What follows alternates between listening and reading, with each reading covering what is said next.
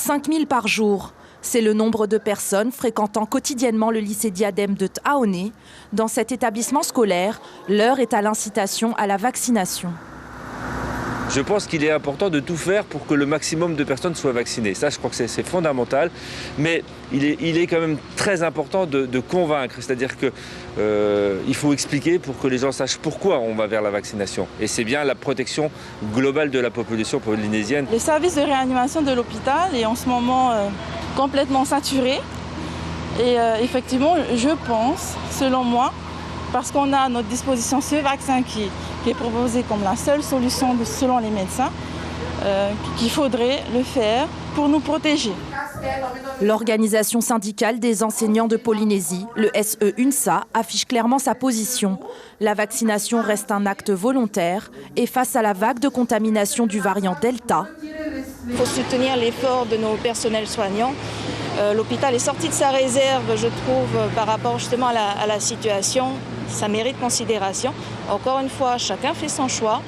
Là, un dispositif est mis donc, à l'intérieur d'un établissement, comme il le sera d'ailleurs dans un établissement privé, pour que les personnes qui le souhaitent puissent se faire vacciner. À la caserne de Papeete, la moitié des 62 pompiers est vaccinée. Aujourd'hui, le médecin référent, Dr Boisa, est présent pour informer les hésitants, et ceci à la demande du chef des sapeurs-pompiers. C'est une nécessité de se faire vacciner. On est en contact tous les jours avec des Covidés. Donc on a à peu près 5 interventions journalières, rien que le transport de Covid vers l'hôpital. On a eu même des décès dans l'ambulance, des personnes âgées notamment.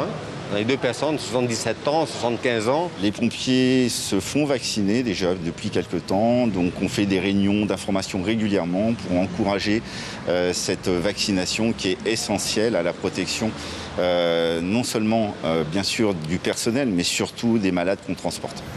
En France, l'obligation vaccinale des professionnels en contact avec des personnes vulnérables comme les pompiers entre en vigueur à partir du 15 septembre. Le gouvernement local a soumis ce projet de loi au Conseil des ministres cette semaine. Il faudra attendre le vote par l'Assemblée de Polynésie.